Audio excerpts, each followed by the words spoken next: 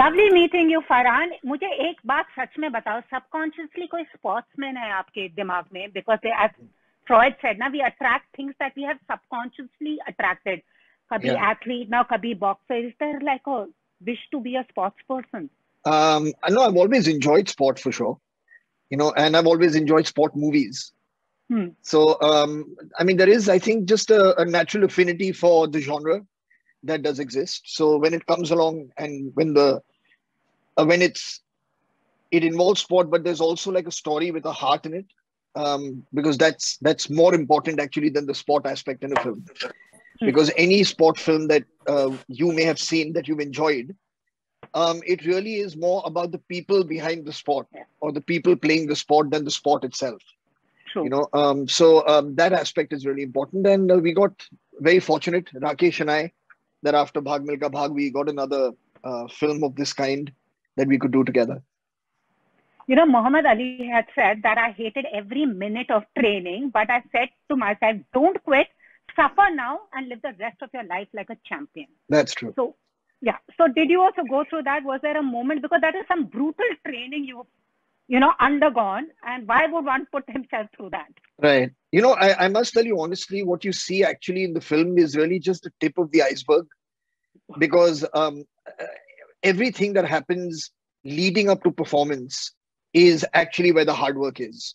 Like exactly. I mean, what you see when a person is in the ring, or when you see somebody who's dancing on the stage, or somebody who's singing a rag really well, it's the hours of practice and the hours of training that go into it before that moment. So what you see in the film is the culmination of that. So it really was, it was a hard journey for sure, but absolutely worth it. I mean, I wouldn't have done it any differently, nor would I want it to be any different. Again, I mean, it comes from being motivated by what the film is trying to say. That's really where you get your fuel from. So yeah, that's what it is. And Frank Bruno also said it's it's the toughest and the most loneliest sport ever, boxing. So what attracted you to playing Aziz? Was there a moment towards the film you wanted to say, "Bas ab ho gaya, nahi karna hoga"? No, that feeling never crossed my mind. The thing is that there is at the heart of it is a story about about acceptance. It's a story about love. It's a story about understanding each other with our differences, accepting each other for our differences, celebrating that. So there is a lot to the story than just the element of boxing. And boxing is, as I would imagine many sports allow, and especially sports that are not team sports. Yeah.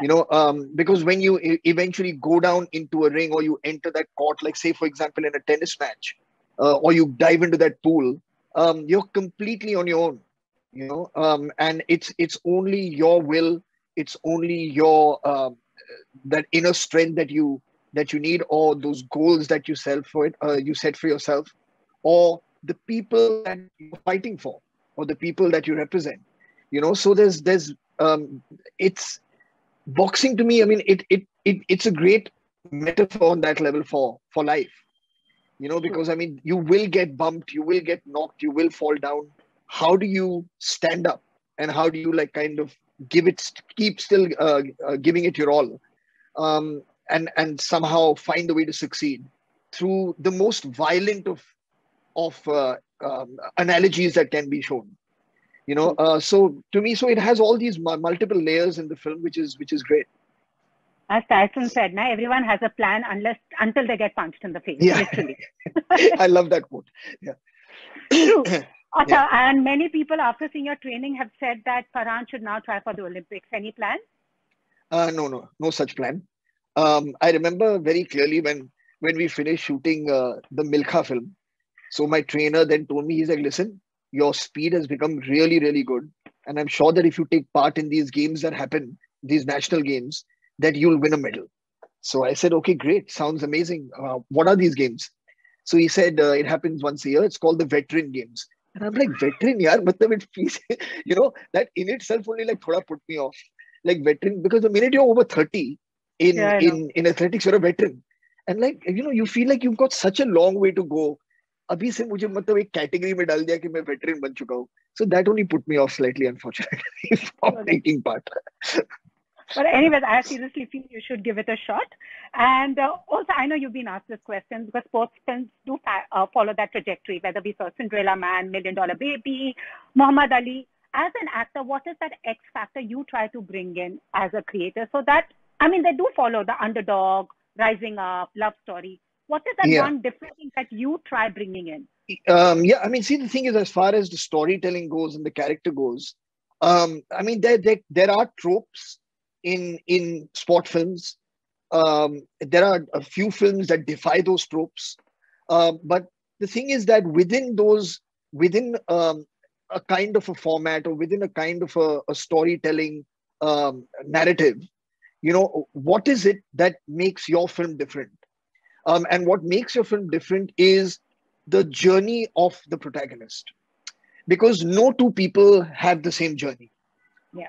In life, much less in a sport. So that's what sets any film apart from the other. And that's what you as an actor focus on, to be honest to the character that you're playing. We've all seen great boxing films. You don't want to get influenced by that and say, oh my God, that scene, because that's not a part of your life. That was their life, So you just be honest to the guy that you're playing, to his issues, to his emotional conflicts, and his journey. Totally. So was Milkha tougher or this one tougher? Training. But the training on this was tougher for sure. Because it was learning a sport that I was not familiar with at all. So that does take a lot more out of you. Plus also boxing is a way more demanding sport than track and field is. And in Milkha, the large challenge for me was honestly occupying his persona, filling those shoes. Because I mean, he is such a legendary personality, so somehow just that responsibility to him, collectively to his family, was a big thing for me. So that was an emotional challenge. And the physicality of it was way more challenging. So where would you put Aziz in the Boxing Hall of Fame, personally? That's not really for me to decide that, honestly. It's not. Yeah. And also, as a content creator, film producer, director, I know OTT has come in a big way. We can't go to the theaters. Where do you see this going forward as someone belonging to the business, not as an actor, but as a creator? Right. I do feel that there's going to be a nice, healthy balance between the two. And I have a feeling that probably these last 18 months to 2 years of watching content at home has also on some level changed our taste for what we watch. Because we control the content with our remotes. Earlier, when you bought a ticket and you went into a theater, you had invested your money. So you'd sit there and whether you liked the film or you didn't like the film, you'd kind of sit and watch it through. Over here, unless the content engages you, you're not going to sit and watch the whole thing. So I do hope, that aspect of it, which is the fact that you want to be engaged in a good way. You want your mind to be engaged. I hope that translates onto screen. I do hope that happens. But I mean, of course, there is a certain collective experience of being in a theater that you can't take away. The human being is a social animal. We like doing things together so that we get this feeling that we belong to community, to fraternity. And that aspect will always stay. So be it musical concerts, be it fairs, be it a movie theater, going to a stadium, that you can't take that experience away. And also, Farhan, I was just going through, Google, and I realized it's 20 years since Dil Chahta Hai. What would happen if those three were to meet again 20 years later? Well, I don't know what would happen. That's an interesting question. I haven't really thought about it. Dil Chahta Hai, to me, has been a film that I may have thought of sequels to other films, but Dil Chahta Hai is a film that I've never ever kind of imagined a sequel to. I always felt that what I wanted to do with those characters and with that film, I did in the first one. True. And everybody's also asking about Dawn 3. Rose, I mean, the past 1.5 years, there is some news that Dawn 3 Farhan is ready. Now, you're being very kind. It's not the last 1.5 years. It's been for the last 10 years, actually. That's actually what it's been. But we'll see. You know, I've answered this question so many times before.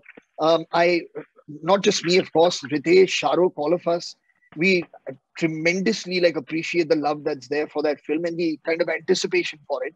And we don't want to just churn something out for the sake of satisfying some hunger that people have. It has to also have some meaning to it, you know, and we have to take it to a level which will make sense for a sequel. So let's see. Let's keep our fingers crossed and hope. And another thing I want to ask you is, आजकल ये जो censorship का चल रहा है, अगर मैं आज बोलूं मुझे आपकी ये पंच पसंद नहीं आया, movie will be recalled. What's your take? I just found it ridiculous personally. Right. I'm just asking as a creator. I mean, I don't think it'll come down to that. मेरा पंच पसंद नहीं आया, ask for it. But कुछ पता नहीं. No, but I mean, the thing is that there is a system that is in place that is functioning really well, actually. You know, so I just feel like if something is not broken, why are you trying to fix it? So that's what makes you really kind of wonder why anything like this would be in the offing or why it's being asked for. Because there are guidelines in place. There is a certification board in place. Filmmakers are following that. Filmmakers respect that. You know, so I feel that it is important to not be treated with these kind of kid gloves, you know, allow us to express ourselves. We also, of course, have a social conscience, you know, everyone's here to, of course, entertain and at the same time make films that everyone can watch and be proud of, you know. So I just feel that it would be nice to be part of a conversation to try and understand why something like this is needed and maybe arrive at something together in consensus, if at all any changes are needed.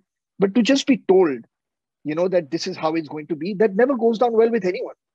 Absolutely. You know, with anyone. I mean, no one would take to it. Why the film industry? If you told the corporate world something that this is how it is, there will be some kind of question and curiosity as to why. And I think that's perfectly normal and fair for the film industry to ask those questions. And now you have played an athlete, a boxer. Who's next? Which is the other sport? Oh God. I don't know exactly. I've told Rakesh, you've really kind of put me through the ringer in the last two films. So maybe the next one can be a little less, maybe snooker or chess. where it's a little bit more mind and a little bit more just skill and not so much endurance. But we'll see. I mean, like I said, firstly, I love sport in itself as a viewer. I love sport and I love sport movies. So we'll see. I mean, time will tell. Your all-time favorite boxing film? Wow. I mean, I think the go-tos for anyone when it comes to boxing are Raging Bull would be, I mean, and to me, that's more about the boxer than the boxing again. You know, I mean, just the amazing character that Jake LaMotta and the way Martin Scorsese shaped it and De Niro performed it was amazing. And then Rocky 1, you know, the original Rocky. It's just an incredible story. Even Champ, I don't know why Tufan reminded me a bit of Champ. You remember? Oh yeah, of course. I remember the first time that I ever cried my eyes out was watching Champ.